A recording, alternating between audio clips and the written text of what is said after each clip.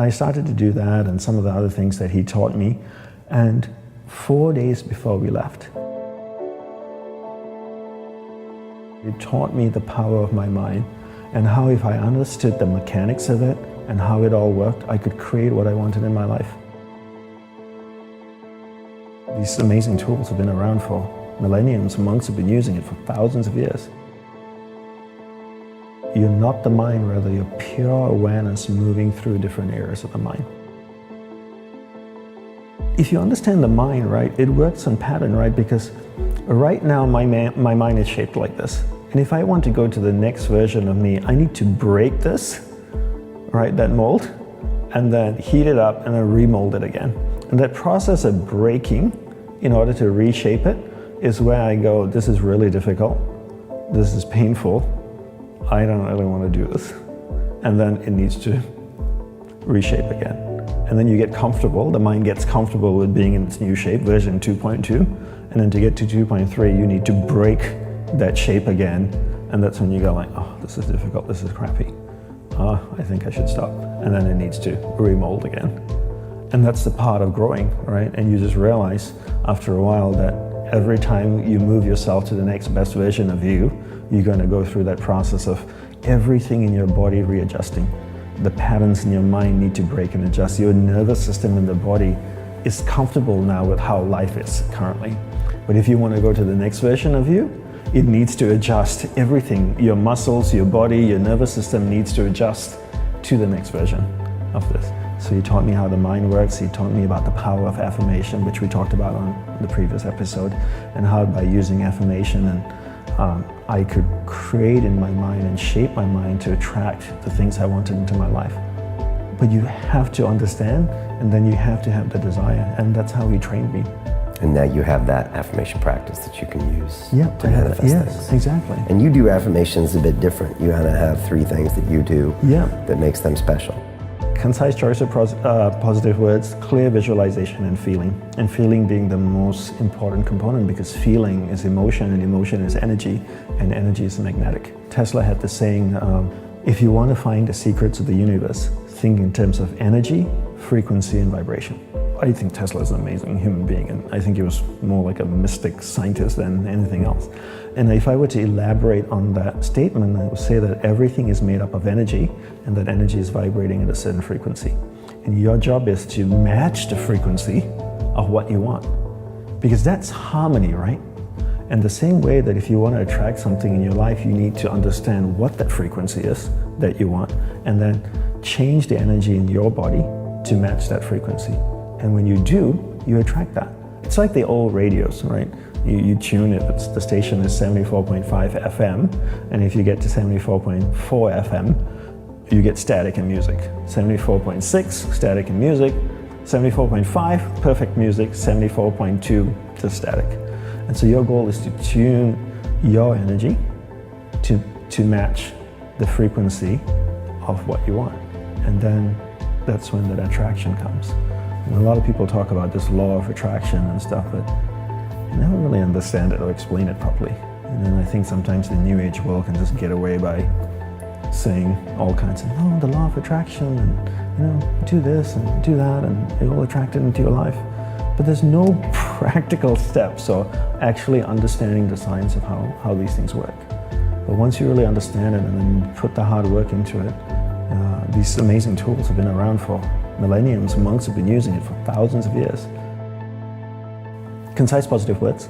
Concise positive words. Clear visualization. Clear visualization. And corresponding feeling. Right? The feeling is emotion. So when I say corresponding feeling, if you want something, you need to match the frequency of what you want.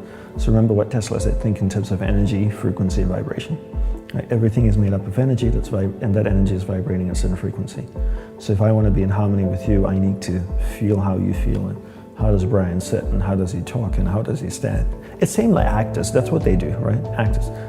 Somebody needs to play Cleopatra or King Richard or whatever it may be, they try and feel that person, right? Or even James Bond. James Bond has a certain way that he walks and talks. And there's so many people have played James Bond, right? 6 or 7 people, however it is. But you never go, oh, that doesn't feel like James Bond. They all have that James Bond walk. Because what have they done? They've really moved their awareness into that area of the mind, and they started to feel the character.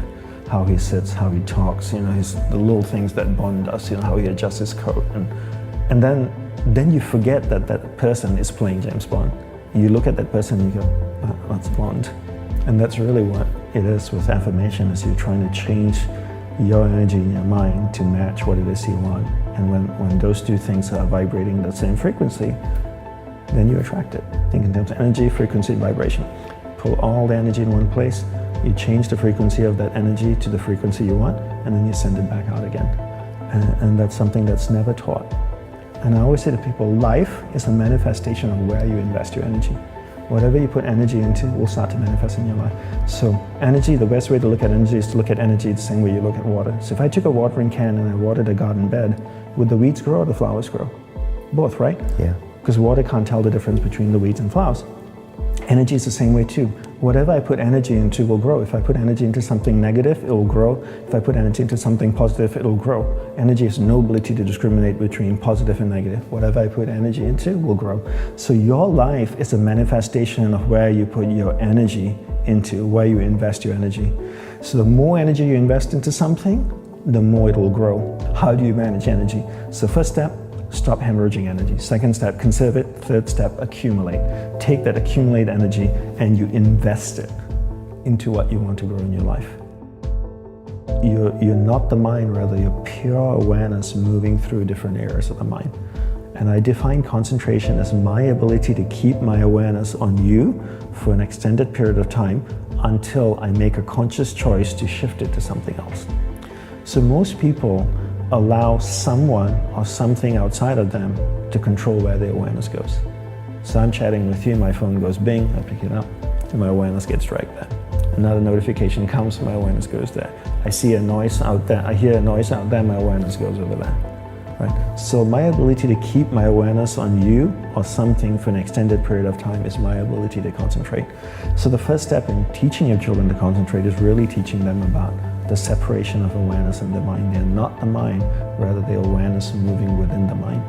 And once they understand this, then you define to them what concentration is, which is keeping awareness on one thing at a time. So if you practice distraction all the time, 10 hours a day, what do you become good after 6 months? Distraction. Anybody practicing anything for 10 hours a day becomes really good at it. And the truth is, with 24 hours in a day, most people sleep, 7, 8 hours? So you're awake for 16. And out of the 16 hours, are they only practicing distraction for 7 or 8 hours? Probably more like 13 or 14 hours a day of practicing distraction. Imagine if you practice playing the piano 14 hours a day, 7 days a week. How good would you be after 6 months? If you look at most people out there, they have mastered the art of distraction. But they don't even know that. They don't even know. Concentration is at the very core of all human endeavors and success. So concentration helps us to look within, first of all, be concentrated long enough to identify the positive strengths and the negative weaknesses, build the positive, work to change the negative, and then in order to change the negative, it's going to take time, and we need to stay concentrated long enough to keep working on it, to keep massaging it, So anyone can do anything they want to if they concentrate. You can. Your greatest contribution to humanity is your own self-realization, your own enlightenment. As you uplift yourself, you uplift everyone else around you. Fast forward 50 years from now, or 55 years from now, I can look back on my life on my deathbed and go, what an amazing life. I would not have traded it for anything in the world. And that's the case for being concentrated, so that you can truly enjoy every experience in your life and be present. And being present means being able to be concentrated. Ultimately, we all want to be happy, right? I think that's a fair statement to say. I say happiness should never be pursued. Don't pursue happiness, but rather pursue a lifestyle where the byproduct of that lifestyle results in happiness. So I spend time with my family, I feel happy. Have a glass of wine with someone I like or love, I feel happy.